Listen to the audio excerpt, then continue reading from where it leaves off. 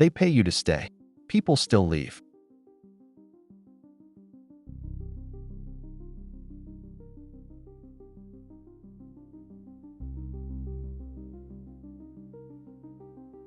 Every year, the state of Alaska writes a check to almost every person who lives there, just for living there. In some years, that check has topped $3,000 per person. A family of 4 collected over $12,000 in a single year, no strings attached. And yet, for 10 of the last 12 years, more people have left Alaska than moved in. A state twice the size of Texas is slowly emptying out while it literally pays you to stay. Everyone assumes they know the reason. It gets to 40 below, case closed. But the cold is not the reason. The real reasons are stranger, and they start under your feet.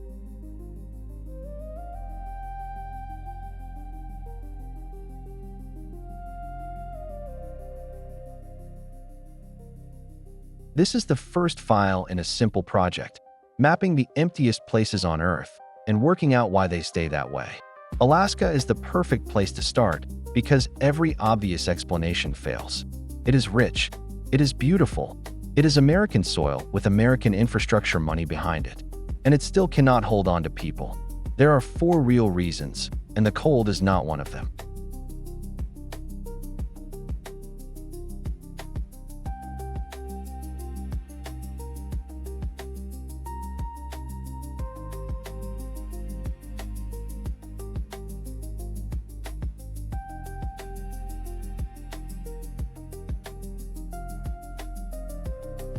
First, understand what we are dealing with, because the numbers do not sound real. Alaska covers about 663,000 square miles. That is 2.5 times the size of Texas. Lay it over the lower 48, and it stretches from California to Florida. Now count the people. About 733,000. That is fewer people than Denver, spread across a fifth of the entire United States. It works out to roughly 1.3 people per square mile, the lowest density of any American state, and it is not close. Wyoming, the next emptiest, is 4 times denser. And even that number flatters Alaska, because Alaskans do not spread out. Nearly 40% of the whole state lives in one metro area, Anchorage. Add Fairbanks and Juneau, and you have accounted for more than half the population in 3 dots on the map. Remove those dots, and you are left with an area the size of Western Europe holding fewer people than a mid-sized county. That is not a low-density state. That is a country-sized blank with 3 towns pinned to the edge of it.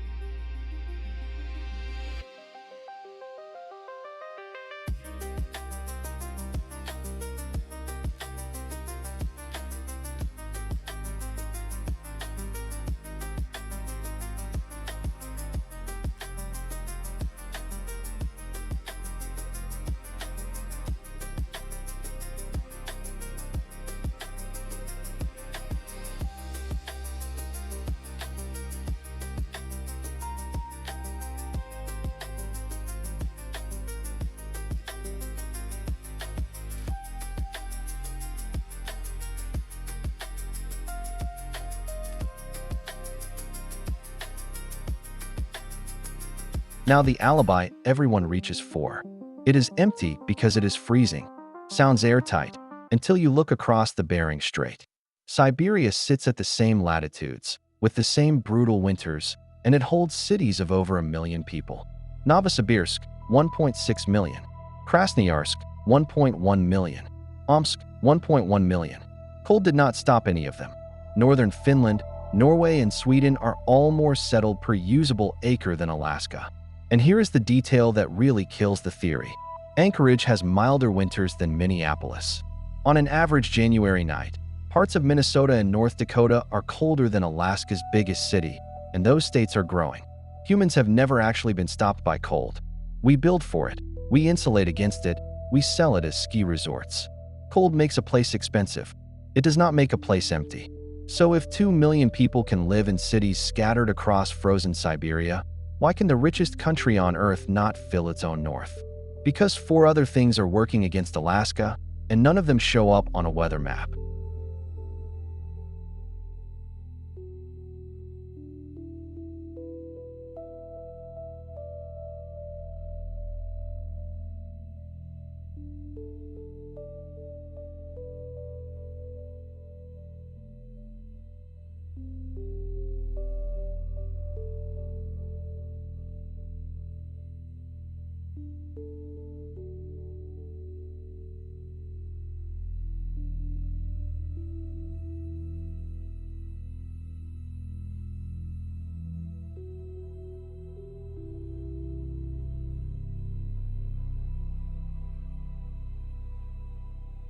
Reason 1. The ground itself refuses to hold still.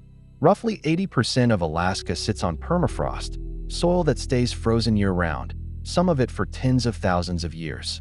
You cannot just build on it. Here is the trap. The moment you put a heated building on permafrost, your own warmth leaks downward, thaws the ice in the soil, and the ground turns to mud. The building sinks, cracks, and buckles. Roads ripple like frozen waves. Pipes shear apart. Runways split. So every serious structure in permafrost country has to stand on pilings driven deep into stable ground, or sit on refrigerated foundations that actively keep the earth frozen underneath it. Think about that. In parts of Alaska, you have to run freezers under your house so your house does not melt its own foundation.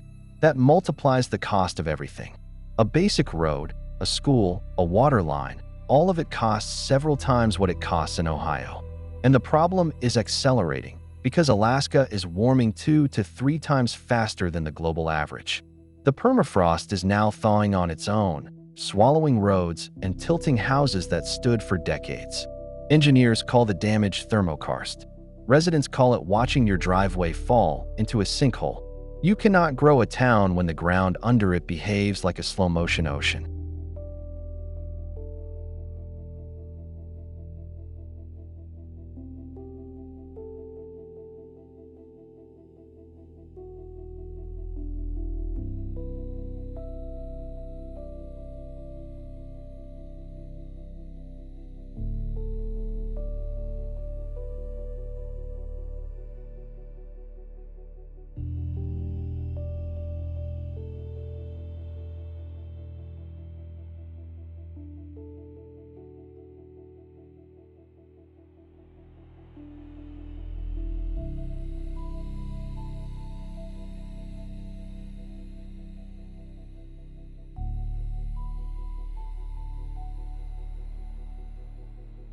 Reason 2, and this is the one that shocks people. You cannot drive to Alaska's capital city. Juneau, the seat of government, home to 32,000 people, has no highway in and no highway out. To get there you fly, or you take a ferry. It is the only state capital in America you cannot reach by road. And Juneau is not the weird exception. Juneau is the rule. Only about 20% of Alaska is connected to a road system at all. The entire road network of this giant state adds up to fewer miles of pavement than Vermont. Most Alaskan towns and villages are effectively islands, surrounded not by water but by mountains, glaciers, rivers, and that unbuildable permafrost. They are reached by small bush plains, by boat in summer, or by ice road in the dead of winter. Alaska has 6 times more pilots per person than the rest of the United States. Because a pilot's license there is not a hobby, it is how you get groceries. And that word, groceries, is where the roadlessness turns into economics. When everything arrives by plane, everything costs plane money.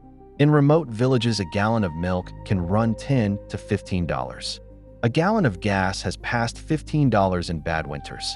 Heating oil, building materials, medicine, all of it carries air freight on top. So the isolation is not just inconvenient. It quietly doubles the cost of being alive. And people respond to that math the only way they can. They move to Anchorage, or they move out entirely.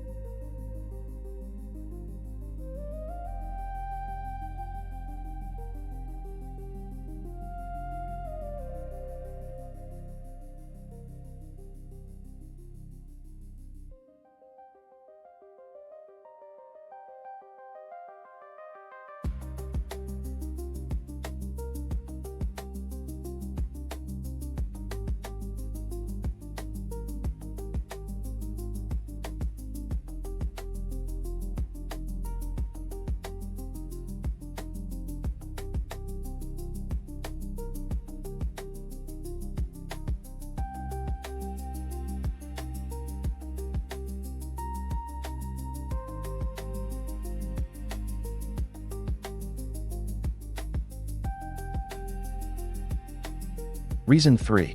Alaska has never had a normal economy. It has had a series of stampedes.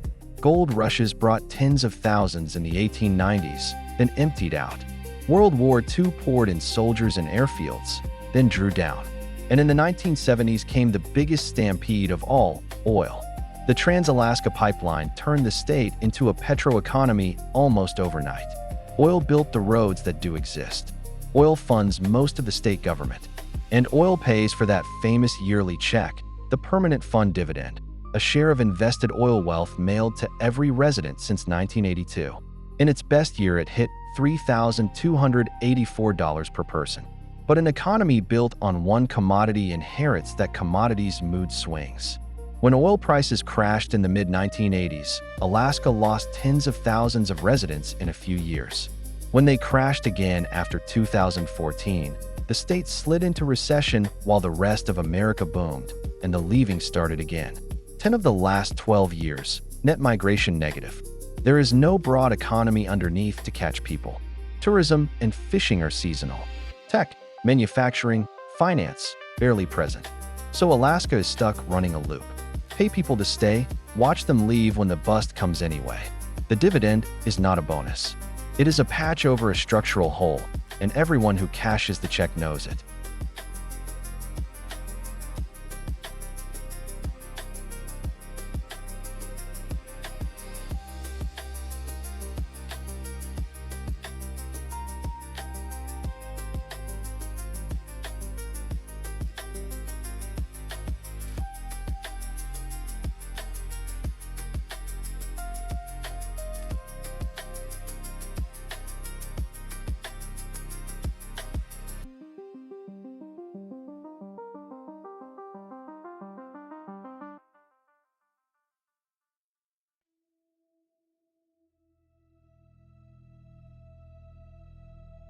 And reason 4, the one almost nobody mentions.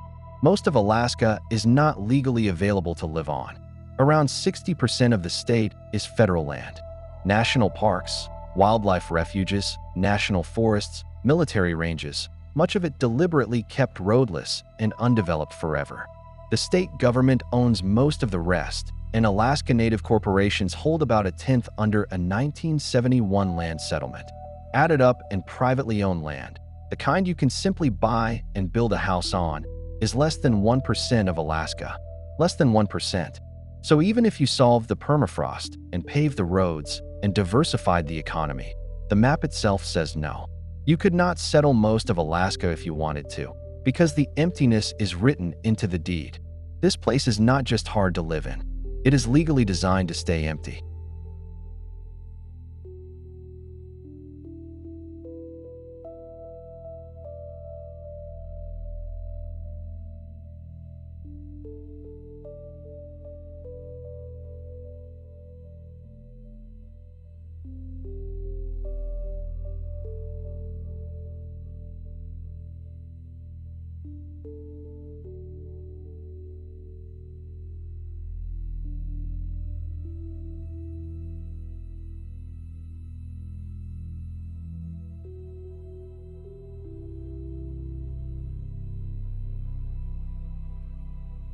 So put the whole file together.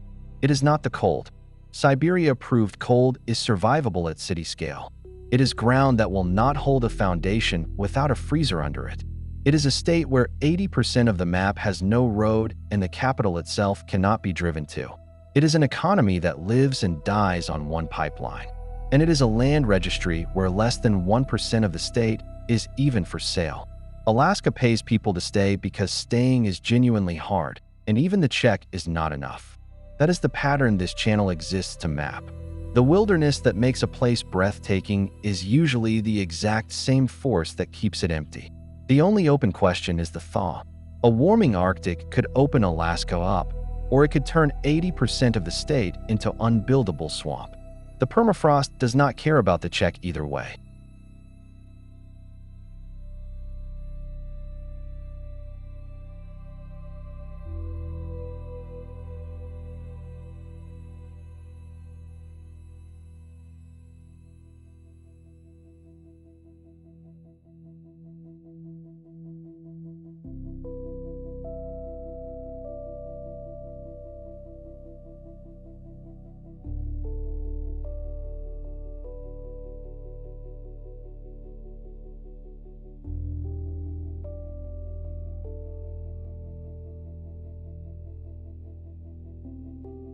This is No One Lives Here, where we map the emptiest places on Earth and the reasons they stay that way.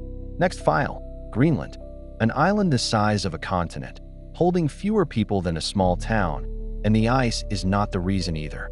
Subscribe, and we will see you on the next map.